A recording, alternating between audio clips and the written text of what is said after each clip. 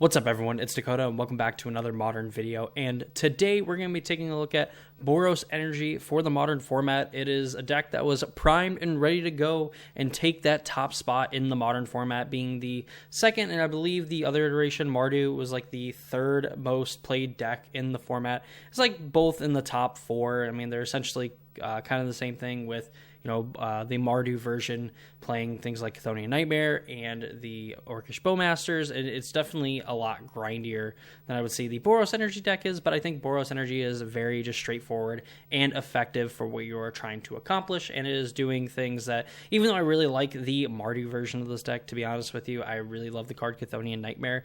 Boros Energy is probably just the better version to go to, even if there's some like nuances and stuff with like the mirror match and everything between Boros and Mardu. But we're not here for that. We're here to talk about Boros Energy, what exactly is going on, and why this deck is, in my opinion, probably the best deck to be playing in Modern currently. Of course, before we get too deep into it and we talk about Boros Energy, if you're not already subscribed to the channel and you want to see more videos from me, where I do a lot of videos pertaining to the Modern and Pioneer format, as well as some other longer form videos, just something nice, fun, refreshing, just some cool things that kind of pop in my head, things that I think would make for some pretty good videos. So if any of that interests you, please consider subscribing to the channel and ringing the notification bell so you know when those videos get posted. I would greatly appreciate all the support. I appreciate all the support that I have gotten up to this point. We're so close to 1,000 subscribers. I really want to break it before we get to Regional Championship DC in October 4th through the 6th. So, help me out. Let's get there. Let's get to 1,000. But with that said, let's go ahead and talk about Boros Energy. This list in particular got second place in the Modern 64 Challenge on September 1st, and it was piloted by, it looks like, Wanma At. I'm hoping that I'm saying that right. But this deck, we know, has been one of the best decks in the format. This was basically the deck that players decided to play besides playing something like Nadu. And we can kind of see why here. So early on, I think this deck has one of the best early games that you can play, where you can play like Guide of Souls or Ocelot Pride. These have kind of usurped Ragavan as probably the best one drop in the Modern format. I think Ragavan, just on a strict power level, is a lot more powerful than Ocelot Pride and Guide of Souls. But with these two cards together, heck, even some of these solo, Guide of Souls can turn anything into a threat, being a 1-mana 1/2 that whenever another creature enters, you gain a life and you get an energy, and it can actually pay you off for having energy. So whenever you attack, you can pay 3 energy and you can give an attacking creature 2 +1/+1 counters and a flying counter. It becomes an angel, not really relevant, but that does allow you to put counters on some of your other creatures. It's going to fly over. It's going to be able to get in tons of damage. So this allows you to play a pretty go wide strategy. You're going to get life and energy, so it's going to be a little bit harder for your opponent to race, and you're going to be able to race your opponent back, or at least be able to put pressure on them from the Guide of Souls by, jumping some of your other creatures and giving them +1/+1 counters to boost their stats. Ocelot Pride obviously beats Ragavan just straight up one-on-one, being a 1-mana 1/1 with First Strike and Lifelink. It has the Ascend mechanic, so if you control 10 or more permanents, you get the City's Blessing for the rest of the game. At the beginning of your end step, if you've gained life this turn, create a 1/1 white cat creature token. Then, if you have the City's Blessing, for each token that you control that enters the battlefield this turn, you create a token that's a copy of it. So this has some pretty. I mean, if you have multiple Ocelot Prides in play, Ocelot Pride for 1 will make a 1/1, and then if you have the City's Blessing, it'll make another 1/1, and then if you have more Ocelot Prides, you'll get to make a 1/1, and then another 1/1, and then the other Ocelot Pride triggers, you make a third one, and then you'll end up making 3 more because of that, and then you just kind of snowball out of control with more Ocelot Prides. But nonetheless, this 1-2 combo is super rough for a lot of decks to deal with, because Guide of Souls is not really a creature itself. You want to obviously remove these creatures, but just the stats alone just aren't the reason to get rid of them.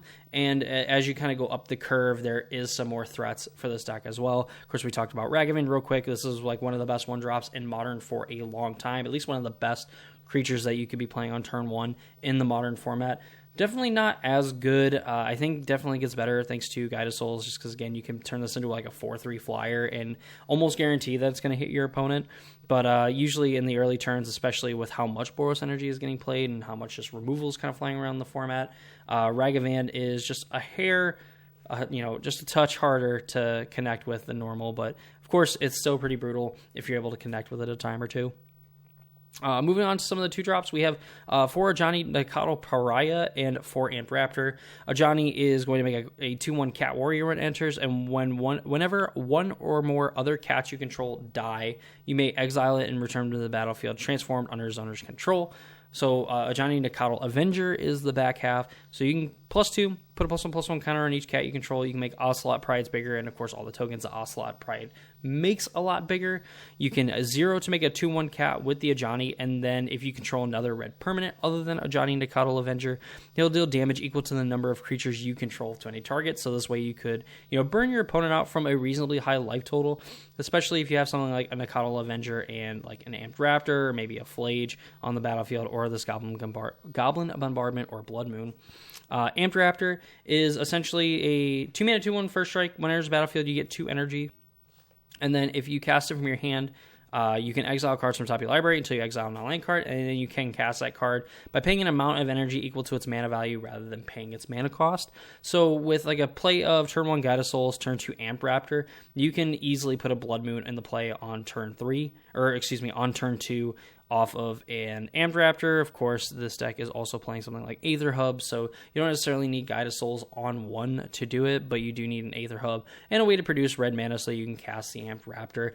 We know that this Cascade type effect is really good, and it's even better in some ways. I mean, just like in the example I pointed out, playing Blood Moon on turn 2 against your opponent, who more than likely is looking to like fetch, their Surveil lands, it definitely really shuts them off of something like that. And of course, being able to fix their mana appropriately, because they're probably going to have to fetch a basic from this Amped Raptor if it ends up flipping a Blood Moon.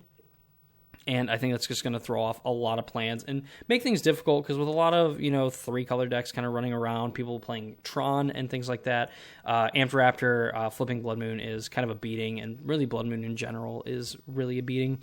For Flage, this card has been awesome. I talked about it like in Control, where I'm glad that Control has an option like this, because it's able to close out a game very quickly. And in Boros, it's no different. Obviously, from a power level standpoint, it probably is like one of the most powerful creatures in the deck, but as far as like synergy and things like that, you're definitely looking to lean, I think, on these Guide of Souls and Ocelot Prides. But Flage, of course, is just another very powerful Boros colored card, and it fits in pretty well with the fact that you can gain life, so you can trigger like Ocelot Prides, of course, gain life and energy from the Guide of Souls.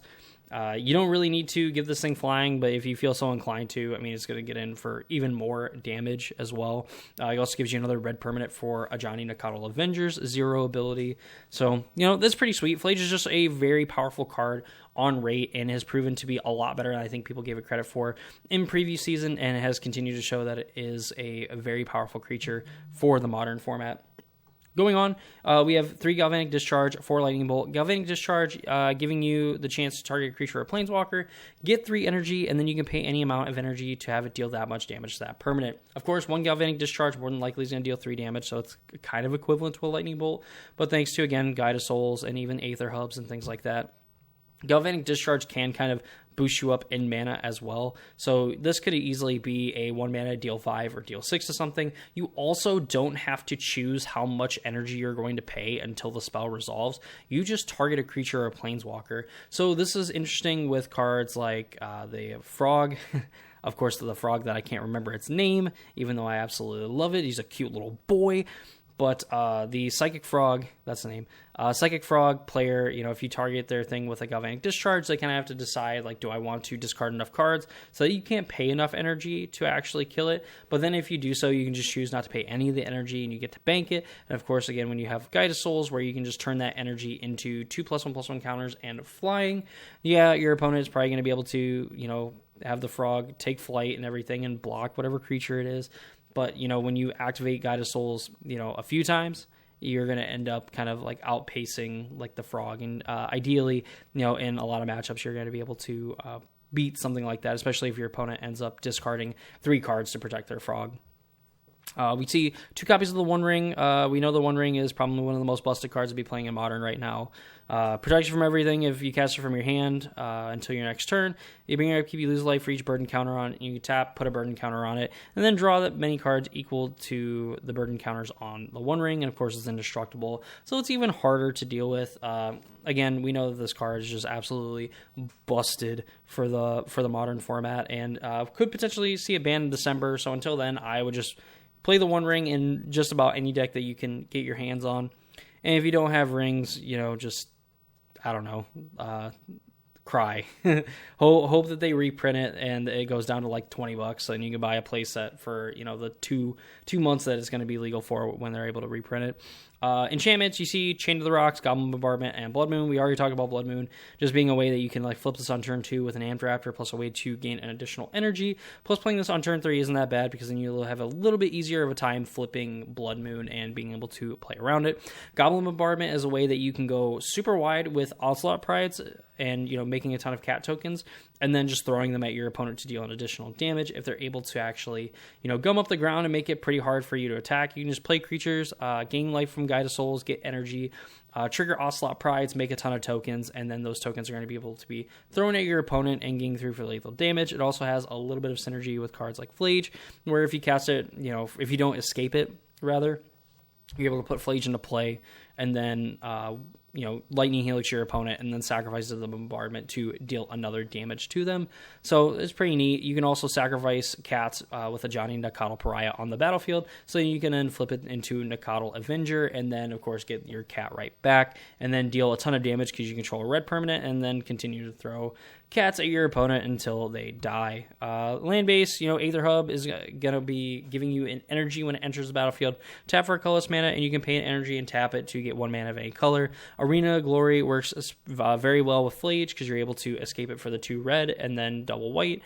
It'll come back. You'll be able to Lightning Helix something, and you'll be able to attack with it on that turn. Of course, like Amped Raptor, again, with something like a Guide of Souls or even like a Ragavan is totally serviceable in giving these things haste. You're able to kind of break up the mana as well, so you could give haste to something like an Amped Raptor and a Ragavan, and just end up attacking your opponent for 4 on that turn, hopefully getting a hit in with Ragavan and flipping something neat with the Amped Raptor. You have 2 Elegant Parlor as your Surveillant of choice. You have 4 Sacred Foundry, 2 Plains, 1 Mountain, and then a split of Marsh Flats, Flooded Strand, and 4 Arid Mesa as your lands. Sideboard here looks like they're playing 2 Chain to the Rocks, End the Festivities, dealing 1 damage to each opponent and each other creature or planeswalker they control. Something for the Mirror Match to deal with the Ocelot Pride tokens. We have 2 Surgical Extraction, a Celestial Purge, which is like a way that you could deal with, I suppose, like other Blood Moons, but I also don't think you really care about doing that. I think this is also a pretty good like Storm tech, just getting rid of their like Rowls and things of that nature. Of course, there's the mono black mid-range decks too, so you can get rid of like Necro and things like that, and Shieldred. 2 Containment Priest, probably more for the Goryo's Vengeance matchup. I actually just played against someone who was playing Creativity, so in a way, like you could end up using Containment Priest to also kind of hose the Creativity decks too, which is interesting, but this is definitely going to be more for a Goryo's Vengeance deck. You have 2 Damping Sphere because this card is super annoying. RIP the Storm players, aka me. Sun Cleanser is like a way that in the mirror you can target a creature or you can target an opponent. They lose all those counters, and then that player or creature can't gain counters. You end up choosing the player because you're going to end up getting rid of their energy counters and things like that. Excuse me. And then finally another copy of the One Ring, because why not? Really, this should be 2. But that's the Boros energy deck. I think a lot of why this deck is good, as you can kind of see as I'm explaining some of this stuff. Guide of Souls and Ocelot Pride are very powerful cards. They definitely snowball if you're not able to handle them, and they're really good in multiples. Having Guide of Souls having 2 Guide of Souls and then just any creature you play gets you 2/3 of the way to just giving another creature like 2+1/+1 counters and flying is absolutely awesome. Because again, it's going to allow you to put a bunch of pressure on your opponent. Ocelot Pride and a Johnny Nakatl Pariah end up working very well because you're just going to make a ton of cat tokens. You're going to be able to give them +1/+1 counters, attack, and then Ocelot Pride is going to make more creatures, which is going to allow you to gain more life with Guide of Souls. So then, these things just slowly snowball to the point where if you're not casting Supreme Verdict or Wrath of the Skies or anything like that, or not diligently getting rid of Ocelot Prides and Guide of Souls and just kind of, playing removal all the way up the chain to kind of deal with all these threats, which of course means that you're probably not adding to the board. And if you're not adding to the board, this deck can just, outgrind all of your removal. Eventually it finds a Flage. You've killed all these creatures, great. Here's a 6/6 that you're probably not going to have a removal spell for. That is also going to dome you for 3 and gain me 3 life, and making it even harder for you to, sufficiently put pressure on me and adding turns to where if you're able to even kill the Flage, you're going to give me at least a few more turns to kind of find enough things to get back in the game. So, and of course, like the One Ring also can do that as well and just draw you a butt ton of cards. Just very powerful. Blood Moon, still a very good effect in the format. If your opponent doesn't have Force Negation or, isn't just like respecting this card, period, you can just end up getting them. Like literally just get them and they end up losing the game right on the spot. Goblin Bombardment is like a way that, again, with multiple Ocelot Prides, this is just going to be absolutely insane. We're going to be able to dome your opponent for a ton of damage and get in those last points if they're able to kind of gum up the ground, or if you're going to wrath the board, you're able to convert those creatures into damage before they end up going away. So I really like this deck. It has a lot of things going for it. Again, it's a deck that if you have targeted removal, you're going to have to also find a way somewhere in there to apply pressure to them if you're going to try to close out the game, because you just can't give this deck time to come back, especially now that it's including the One Ring. And I think there's just, so many good draws where if you just don't interact good enough, then you're just going to absolutely get hosed. So, yeah, that is Boros Energy for Modern, and that's going to do it for me in this video. I hope you all enjoyed it. If you did, please leave a like on the video. Comment down below what Modern deck you would like to see next. Of course, check out any of the other videos, subscribe to the channel, all that fun stuff. That's going to do it for me. Hope you all enjoyed it. I hope to see you all in the next one.